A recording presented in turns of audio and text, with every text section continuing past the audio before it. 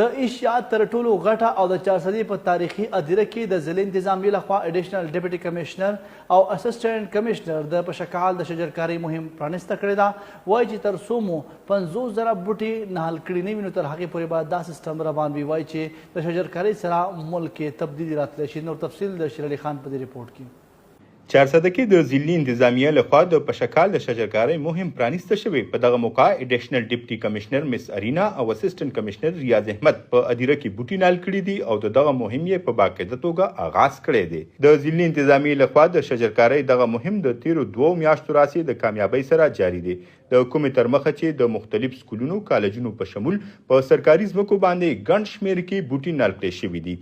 د جمعیت د ځوانانو په مرسته د چارسدي په تاریخي ادیره کې د بوټي نال کېدو په موقع اډیشنل ډیپټي کمشنر مس ارینا سهروردي او اسسټنټ کمشنر ریاض احمد وینا وه چې تر دې دمه مو د 50,000 نه زیات بوټي نال کړي دي او دغه سلسله به په راتلونکي وخت کې هم جاری. जी आप सब जानते हैं कि इस वक्त पाकिस्तान में जो क्लाइमेट चेंज है उसके बहुत शदीद असरात जो है पूरी कम्युनिटी फेस कर रही है. तो उसके लिहाज से तो बहुत सारे स्टेप्स हैं, लेकिन एक स्टेप जो कि बहुत ज़रूरी है वो ये है कि प्लांटेशन हम ज़्यादा से ज़्यादा करें.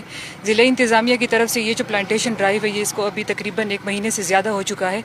इस बार जो डिफरेंट हमने किया है वो ये है कि हमने तमाम डिपार्टमेंट्स और साथ में कम्युनिटी को हमने सबको ऑन बोर्ड लिया है कि हम ये पौधे लगाएं जहाँ पर ज़रूरत है. मतलब जैसे कि हम आज यहाँ पर आए हैं और ये जमीयत के नौजवान JUI के हमारे साथ हैं, डिपार्टमेंट्स भी हमारे साथ हैं, कम्युनिटी भी है, आप मीडिया साहिबान भी हमारे साथ हैं. तो हमारी ये कौम से भी अपील है और हम जो जितने डिपार्टमेंट्स भी हैं उसको भी हम डायरेक्शंस ये दे रहे हैं कि जो भी पौधे हम लगा रहे हैं एक तो ये कि उसका ख्याल रखें और दूसरा ये कि इस ड्राइव में हमारे साथ रहें और अपने जो जितने भी इलाके हैं उसमें भी जो है मतलब सरकार की तरफ से जो पौधे दिए जा रहे हैं उसका भी ख्याल रखें. उसको जो पानी का जो है जो जरिया है वो बरकरार रखें और इसके अलावा हम इंशाल्लाह और भी पौधे लगाएंगे. प्लांटेशन ड्राइव हमारे तकरीबन 2-3 महीने हमने किक स्टार्ट किया था. मर्दन रोड से 50 से 70 हज़ार पौधे हम लगा चुके हैं.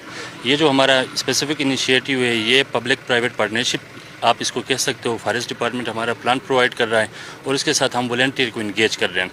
प्लांट उनको फॉरेस्ट डिपार्टमेंट प्रोवाइड करेगा और वॉलंटियर की हम हेल्प लेंगे और इंशाल्लाह ताला इस सीज़न में भी ये जो ड्राइव है हमारा प्लान ये है कि हम 50,000 तक पौधे लगाएं और इसमें स्पेसिफिकली हम ग्रेवयार्ड में पौधे लगाने की कोशिश कर रहे हैं. په دغه موقع د ډیسټریکټ فارسټ افیسر شاه خالد خان وینا وه چې د اونو بوټو د خصمانۍ لپاره په ادیره کې د سارو سرولو باندې به جرمانې لګولی شي او په هر صورت کې به د اونو بوټو خصمانه یقیني کولی شي. موږ د سیم صاحب په ډایرکشن باندې مونسون پلانټیشن شروع کړو. اوس چې سیم صاحب دا ډایرکشن وکړو چې ستمبر اینډ پورې به تاسو دا پلانټیشن جاری ساتئ.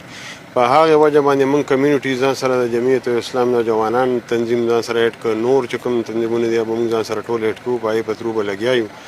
بیا موږ دې کې الریډي مخکې خپل پلانټیشن هم کړي دي. موږ د خلکو ته تایید کړی دی خو موږ سره دا اختیار دی چې کله یو کس سروې دغه کړي او هغه نه صبرېږي نو موږ 10,000 روپۍ جرمانه لګو په هغې باندې او که هغه ټایم زیات شي او وي نه دا کړي نو بیا موږ نیلام کولی شو.